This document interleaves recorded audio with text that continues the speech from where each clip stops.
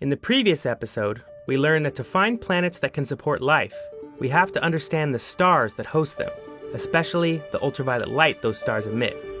But to see that ultraviolet light, we have to get above our own atmosphere. And the fastest way to do that is to launch a rocket.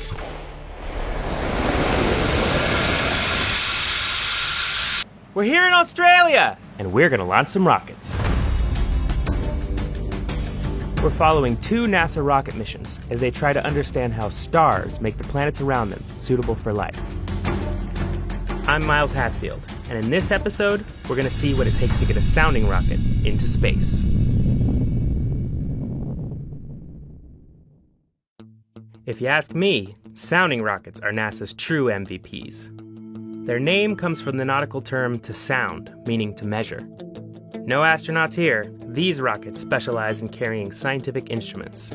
They take short flights, spending just a few minutes in space before falling back to the ground for recovery. Scientists can then relaunch the same instruments again, and again, and again, adapting them to new purposes.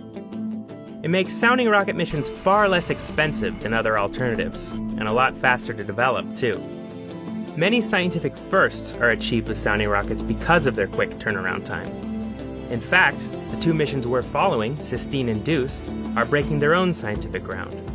The ultraviolet light they measure could reveal whether sun-like stars throughout our galaxy are capable of supporting habitable planets.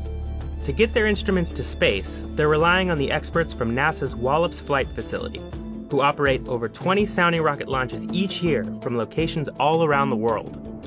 Still, no matter how many launches you have under your belt, there's one wild card that can undo even the best laid plans. Roughly an hour and 15 minutes before launch, we start doing blooms every 15 minutes, and that's giving us those low-level winds. The closer we are to the surface, the more sensitive the rocket is to the impact of the winds. For NASA's range and launcher teams, getting into space is only half the battle. These low-level winds will also affect where the rocket lands. It's a suborbital rocket, so we go up and we come down. I'm required to keep the rocket within the hazard area because that's what we alert the public to stay out of, and we clear it, and that's kind of the box that we have to play in. You know, we're trying to aim a point that's downrange this way. We may have to point over here so that when the winds go up, it'll come up and impact there. Using computer simulations, the launch team has figured out exactly how much wind the rocket can take without risking being blown off course. As launch approaches, Brittany keeps a close eye on the real-time wind measurements to be sure they stay within an acceptable range. But it gets really exciting. In the final 2 minutes, you will see me and Mike with our eyes glued to that monitor and my finger on the button for my comms. You know, we're the ultimate safety authority. It's our judgment call if the winds are trending out or if that was just a random data point and we can proceed. Once the rocket is in the air, a whole slew of internal systems need to kick into high gear. I caught up with the Sistine science team as they were running the final sequence tests, simulating everything that will happen during the flight. We simulate starting about 10 minutes before the launch itself, and we run through all of the steps you would, exactly as you would. And the countdown clock has started.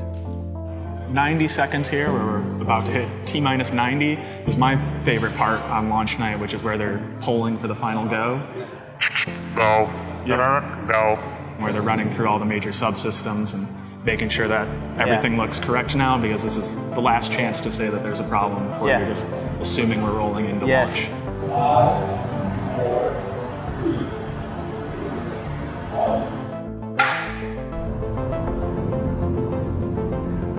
First stage would have ignited first, and it's already burned out by 6 seconds. And then our black branch starts, which is the second stage. As you're launching, you want to be spun up, but then you want to stop that spin once you're observing. What would happen if you guys didn't stop spinning? Would probably be catastrophic. Let's hope that doesn't happen. And we prepare for the shutter door to open. Whoa. There it is. So shutter door opens. Towards the center there, this black camera is our star tracker. And so that right now is figuring out where it is in the sky and then driving us over towards our target. Up there you can see our big primary mirror. And then this kind of X structure you see up front is holding our secondary mirror, so the second optic in our telescope. And now we're hopefully celebrating. or talking about whatever went wrong during the flight at the same time. Yes. Once the payload has been fully tested and confirmed ready for flight, they bring it down from the payload assembly building to the launch rail, where it will be connected to the motors. This is the last place this experiment will sit on land before it launches into space. As night falls over the Arnhem Space Center, it's time to hope for good weather. If all goes well, we'll soon be high above it. Next time, the thing you've all been waiting for. It's gonna get pretty loud.